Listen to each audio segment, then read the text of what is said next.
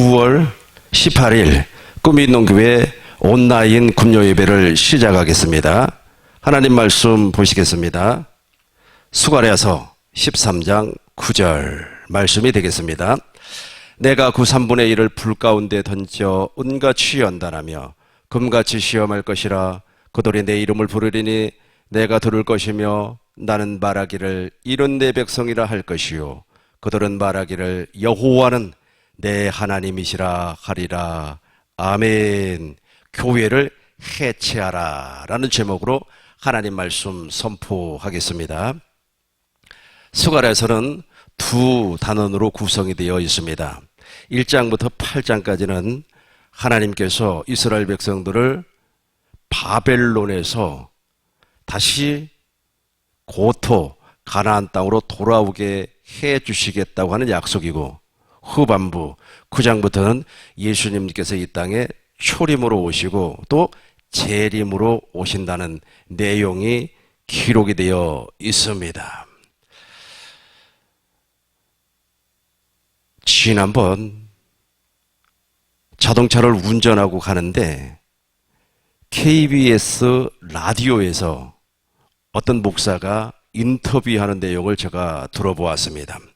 그 목사님은 담임 목사님이고 그 교회는 부목사가 3명이 있었습니다. 그리고 성도는 한 60명 정도 되고요.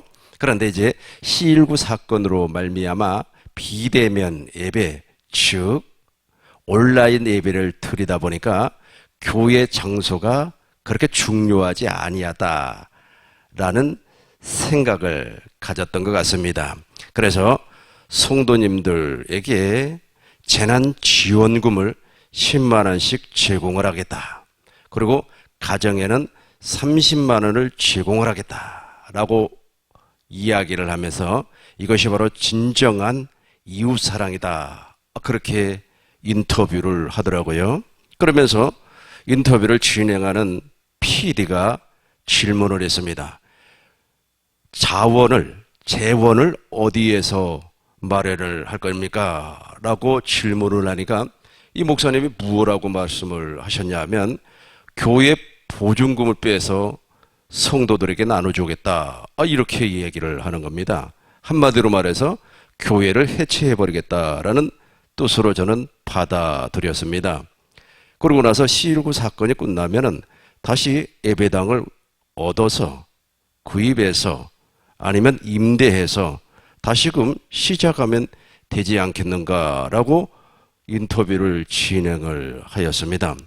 나는 그 이야기를 듣고 가슴이 철렁 내려앉았습니다.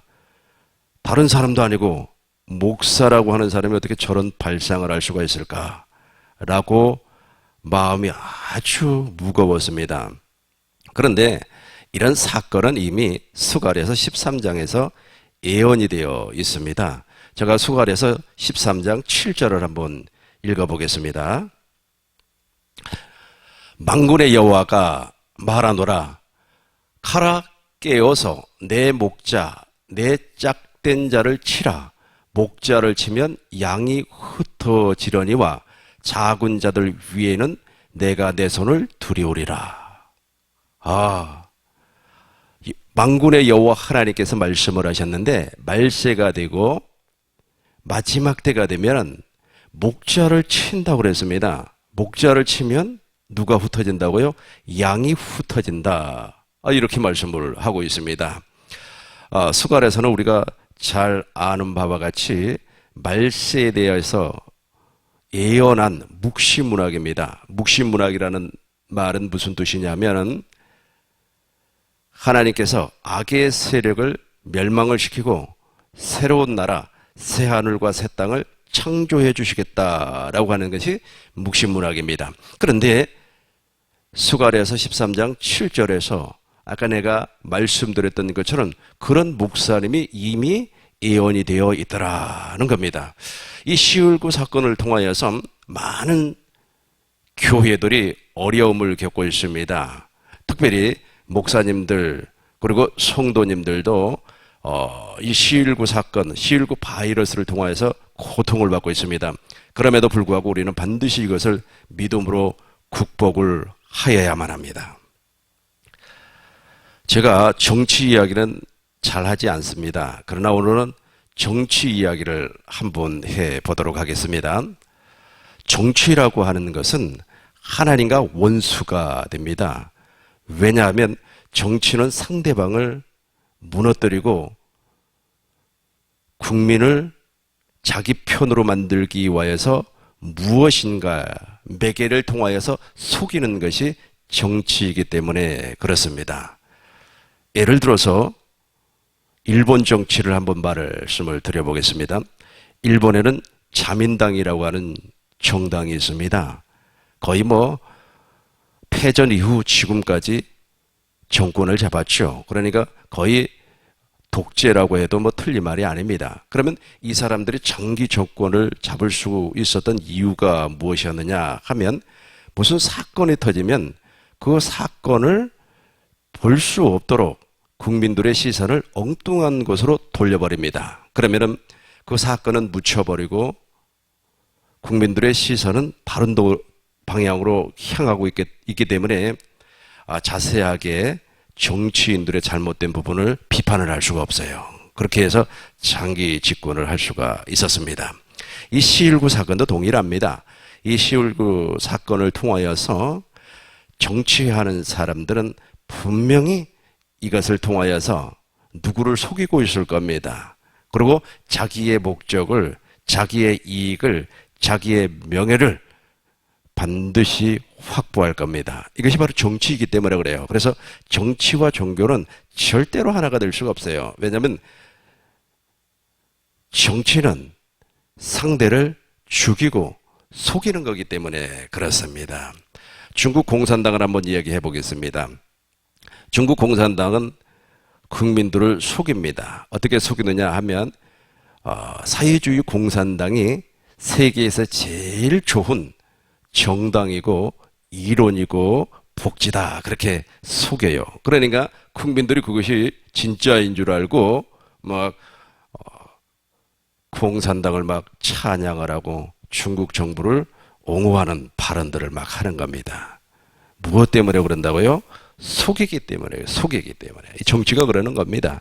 그래서 우리 대한민국에서도 이 4.19 사건을 통하여서 여당이든 야당이든 할 것 없이 이 사건, 무슨 사건을 통하여서 당신의 목적, 자기들의 목적을 취하기 위해서 일을 한다는 겁니다. CIA 공작이라고 하는 기사를 제가 한번 읽어본 적이 있었습니다. 그 내용을 보면 참 재밌어요. 그 내용이 어떤 내용인가 하면 오사마 빈 라덴이라고 하는 사람을 잡기 위하여서 밑에 사람들, 소위 말해서 잔챙이라고 하죠. 잔챙이들을 잡아가지고 아무리 고문을 하고 불어라 그렇게 해도 자기의 우두머리인 오사마 빈 라덴을 이야기하지 않아요.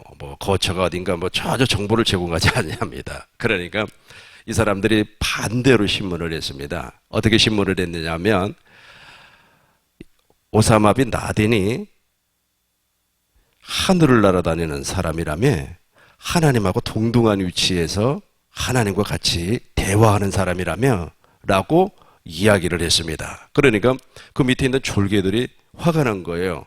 왜 화가 났느냐 하면 이슬람 율법에 보면 알라만 유일신인데 오사마 빈 라덴이 알라와 동등한 위치에 있다고 하니까 화가 난 거예요. 그러니까 이 사람들이 어떻게 했느냐 하면 오사마 빈 라덴에 대한 정보를 다 CIA 정보원들에게 다 제공을 해버렸어요. 이렇게 속이는 겁니다. 정치가 그러는 거예요.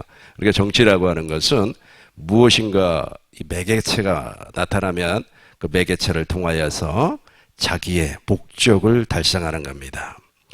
이 C19 바이러스도 똑같아요. C19 바이러스는 그냥 있으면은 이거는 사람을 공격하지 않습니다. 그러나 호흡기를 통하여서 우리 안으로 들어오면 우리 안에 있는 폐가 숙주가 되는 거예요. 그 숙주. 그래서 그 돌기가 있지 않습니까? 바이러스 돌기가 폐를 탁 찍어버리면 마치 갈고리와 같이 되어가지고 폐를 파고 들어가는 겁니다.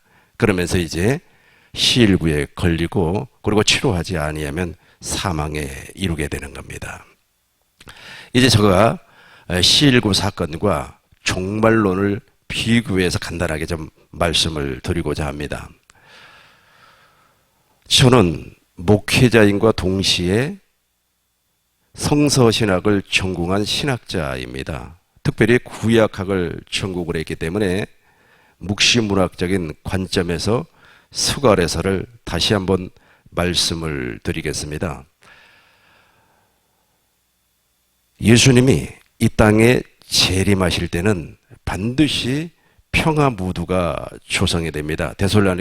데살로니가전서 5장 14절, 4장 16절, 5장 2절, 이게 다 예수님의 재림에 관련된 내용인데, 평안하다, 안전하다 할 그때에 잉태된 여인이 해산의 고통이 호련히 임하는 것과 같이 예수님께서 이 땅에 재림한다, 그렇게 말씀을 하고 있습니다. 그렇다면 전 세계는 어떤 무드로 가는가? 지금부터 내가 얘기하는 것은 내 개인적인 학자적인 견해에서 말씀을 드리는 겁니다. 전 세계는 장차 평화 무드가 조성이 될 겁니다.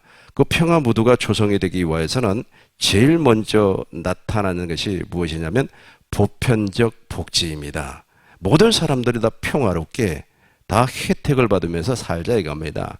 이 보편적 복지가 트렌드가 돼서 전 세계는 평화 무드로 흘러가게 되어 있습니다. 물론 거기에 제일 암초가 되는 것이 바로 중국 공산당인데, 그 중국 공산당은 그렇게 오래 가지를 못합니다. 그리고 북한에 있는 교조주의, 그 정권도 오래 가지를 못합니다. 그래서 평화, 즉 보편적 복지국가가 다 되는 거예요. 그러고 나서 이제 데살로니가 후서 2장 9절부터 말씀하신 적그리스도가 등장을 하는 겁니다. 그러니까 적그리스도가 등장하기 이하여서는 전 세계가 평화 무드가 조성이 되어야 되는 겁니다.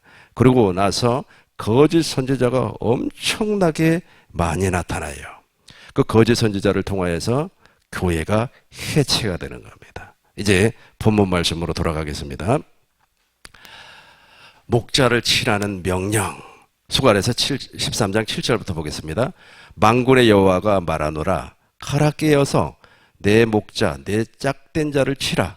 목자를 치면 양이 흩어지려니와. 그죠? 목자를 치면 양이 흩어져 버려요. 그러니까 지금 우리가 살고 있는 현 시대가 바로 이런 시대입니다. 교회를 폐쇄하고 교회를 해체하는 목사들이 많이 나타날 거라는 겁니다. 그렇게 되면 무엇이 흩어져요? 양이 흩어진다. 마태복음 25장에서 우리 주님께서 말세에 나타날 예언 가운데 하나가 무엇이었느냐 하면 마지막 때가 되면 거짓 선지자가 나타날 것이라 그랬어요. 그래서 예수님께서 사람들에게 그들의 말을 듣지 말라 그랬습니다. 그들의 말을 들으면 어떻게 된다고요? 흩어지게 된다 그랬습니다. 그런데 이것은 어떻게 보면 하나님의 의도, 즉 하나님의 계획 안에 들어있는 겁니다. 8절 제가 계속해서 읽어보겠습니다. 여호와가 말하노라, 이 온 땅에서 3분의 1은 멸망하고 3분의 1은 거기 남으리니. 아주 중요한 말씀입니다. 그러니까 말세가 되면 자연스럽게 뭐 정치 권력이든 그리고 종교 권력이든, 그러나 제가 서두에 그리고 중간 부분에도 말씀드렸던 것처럼 정치라고 하는 것은 무엇을 매개로 해서 속인단 말이에요. 그러면 거기에 속아 넘어가는 사람들이 있어요. 그 속아 넘어가는 사람들 때문에 오늘날 우리 한국교회가 증오의 대상이 되어버렸어요. 그러다 보니까 그 증오의 대상을 극복하기 위하여서 교회를 해체하는 일들이 있어요. 그러니까 정치 권력이 교회를 해체하는 것이 아니라 목사가 교회를 해체하고 있다는 겁니다. 이것은 이미 스가랴서에서 예언이 되어 있습니다. 그런 사람들이 많이 나타나게 되어 있습니다. 그런데 우리 하나님은 그것이 그 사람이 하는 것이 아니라 하나님께서 알곡을 추수하기 위해서 당신의 계획 안에 이 프로그램이 있었다는 겁니다. 다시 한번 읽어보겠습니다. 여호와가 말하노라 온 땅에서 3분의 2는 멸망하고 3분의 1은 거기 남으리니. 그러니까 이 흩어진 양들 가운데서 하나님은 3분의 2는 멸망을 시키고 3분의 1에게만 하나님께서 은혜를 주겠다 그랬습니다. 어떤 은혜인가 계속해서 보겠습니다. 내가 그 3분의 1을 불 가운데 던져 은같이 연단하며 금같이 시험할 것이라. 그들이 내 이름을 부르리니 내가 들을 것이며 나는 말하기를 이는 내 백성이라 할 것이요 그들은 말하기를 여호와는 내 하나님이라 하시리라. 이 말이 무슨 말이냐면 언약이에요. 그러니까 하나님은 사람과 언약을 맺을 때마다 마지막으로 하는 말이 있습니다. 그 말이 무슨 말이냐면 나는 너의 하나님이 될 것이며 너는 내 백성이 될 것이라. 여호와의 말씀이니라. 모든 언약이 그래요. 다윗과 맺었던 언약에도 그러고 새 언약도 통일합니다. 새 언약도 예레미야 31장 31절로 34절을 보면은 무엇이 나와 있느냐 하면 하나님의 법을 우리 마음에 두고 우리 생각에 기록하겠다. 우리 마음에 기록하겠다. 그리고 작은 자부터 큰 자까지 여호와 하나님을 다 알 것이다. 나는 너의 하나님이 되고 너는 내 백성이 될 것이라. 그렇게 말씀을 했습니다. 그러니까 이 3분의 2는 비록 교회가 해체된다고 할지라도 언약 안에 있는 사람이기 때문에 금같이 연단하고 은같이 시험, 은같이 연단하고 금같이 시험하여서 반드시 구원을 시켜주겠다라고 하는 약속의 말씀입니다.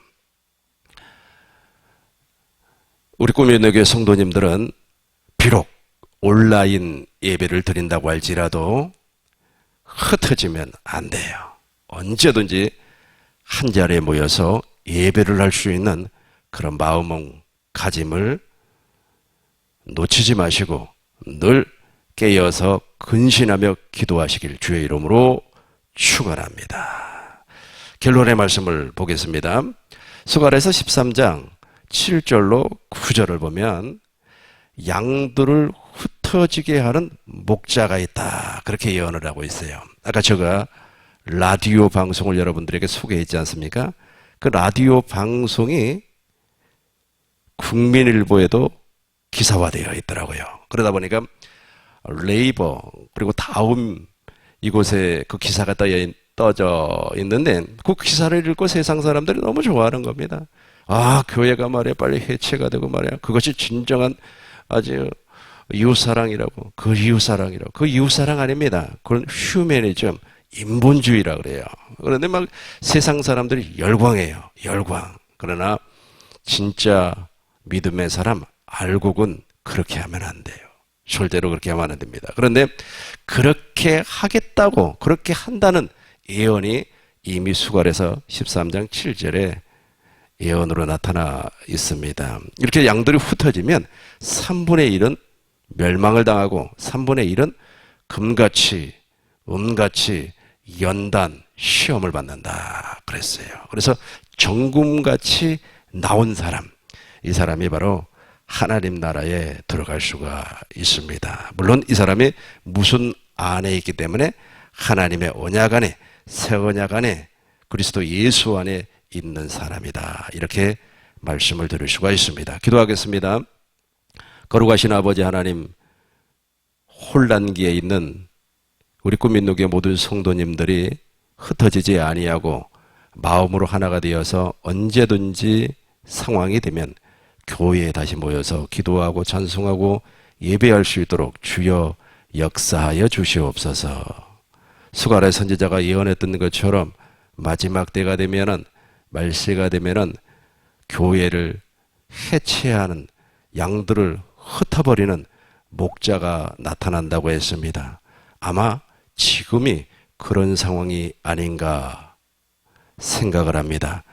이런 상황에도 불구하고 우리 하나님은 꿈민농교회 성도님들을 지켜주시고 보호하여 주시어서 3분의 1, 즉 금같이 연단받아서 천국 곳간에 추수될 수 있도록 진리 안에서 생명 안에서 언약 안에서 승리할 수 있도록 주의 역사하여 주옵소서.